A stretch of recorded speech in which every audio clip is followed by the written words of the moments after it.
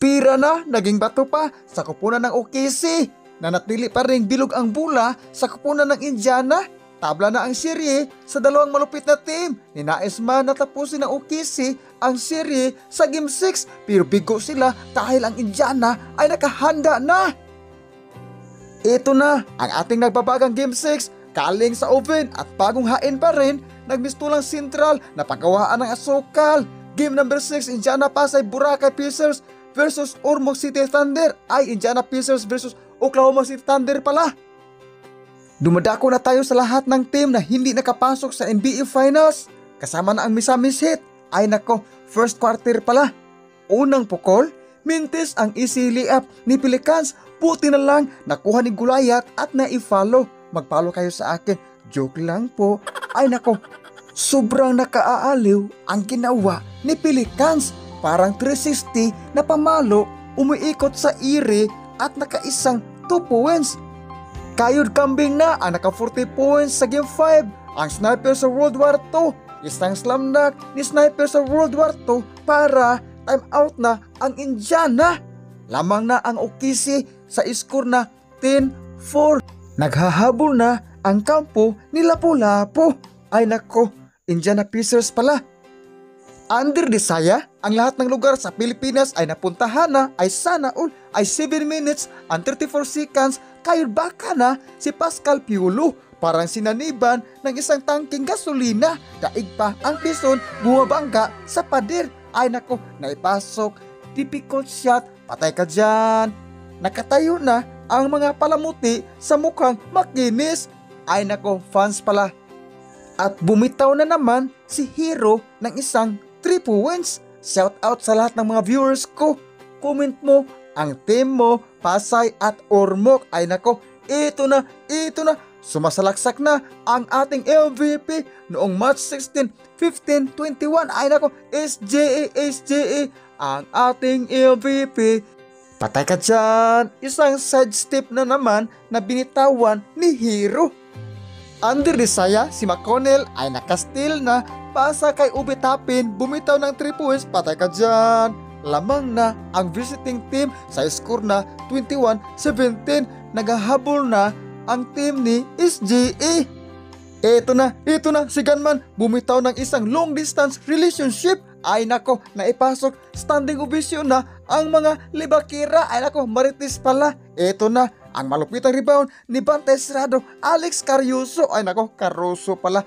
Pasa kay Misamis Heat, bumitaw ng 3 points. Pasok ang kanyang pamalo. Sa huling minuto, hawak na sa ating MVP ang bola. Sabi ko, parang magtanim ay di biro. Maghapong nakayuko. Ay nako, dribbling the ball, sumasalaksak, ay naipasok. 3 na lang ang hahabulin ng visiting team sa score na 25-28 in favor pa rin sa Pasay. Dumadako na tayo sa kampo ni Aguinaldo. Ay nako, second quarter na pala. Unang pukol galing kay MVP. Dikit na ang labanan sa score na 27-28. Lamang pa rin ang home team. Sumagot na naman si McConnell ng isang pangkimbot na turn around. Parang total eclipse of the heart. Ay nako, kanta pala to. Sumagot na naman ng elbow shot si SGA at nagli ang layup ni sniper sa World War II at naipasok. 1 puntos na lang upang maitabla ang score sa 21-22 in favor pa rin sa kampo ni Lapu-Lapu. Pagkatapos ng timeout ng Pacers, biglang umaarangkada si McConnell ng 2 makasunod na tira upang takasan ang kampo ni Magellan. Standing ovation na ang lahat at hype na ang mga lolo. Shout out sa inyo. Kasama na ang nakangiti sa ating unboxing sa Game 5. Ingat po kayo. At nagli ang 3 points ang binitawan ni Halidugi. Ay nako, gunman pala.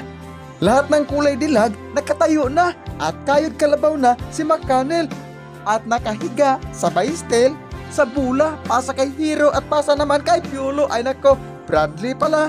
Under Desaya, ang mga mister ay balik laro na. Ay nako, 5 minutes and 26 seconds. Ito na ang ating sniper sa World War I. Bumitaw ng 3 points.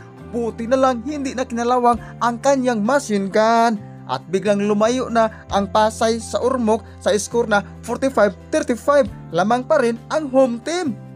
Bumitaw na naman ng isang easy 3 points ang Sniper sa World War I upang lumubo na ang kalamangan. 3 makasunod na puntos ang binitawan ni Sniper sa World War I upang lumubo na ang kalamangan. At kailangan na ng OKC ang mga gasolina upang mahabol ang Indiana. Ay nako, malaking epekto ang pagkawala ng enerhiya ni Sniper sa World War II. Kung kamakailan, umiscore siya sa Game 5 ng 40 points under Disaya. Ang lahat ng mga baser ay nanalo na. Ay nako, 43 seconds na pala. Nagmistulang total eclipse of the heart na si Gunman. Turn around. Pasa kay Lupis Susi. Ay nako, Pascal Siakam pala. Isang sakong siminto. Dak-dak. At naghahalimaw na si Pascal Piolo.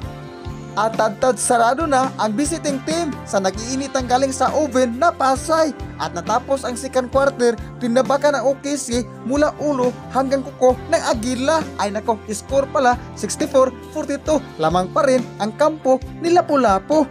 Dumadako na tayo sa Interpurok Basketball Championship. Yung nakapaa at humahalimaw pa, ay nako, 4 minutes and 24 seconds, bumitaw na naman ng isang 3 points si Hero para maiuwi ang panalo. Pagkabigo ng OKC na manalo sa labanan. At nakapukol ng isang 3 points beat the chismis si Shepard upang payakin ang lahat ng OKC fans yung palamuti sa mukha. Ay nako, natapos ang third quarter, naubusan ng asim ang ating MVP si SGA sa score na 90-60, lamang pa rin ang OKC kapag balik na rin.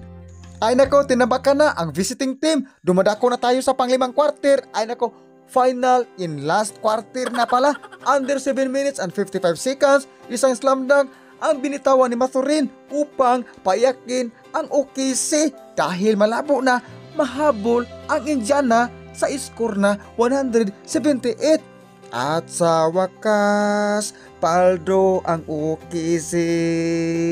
At sa wakas, hindi na inabutan ng OKC ang Indiana Pacers dahil nakasakay sila ng eroplano. Samantala, ang OKC nakasakay ng lumang baruto.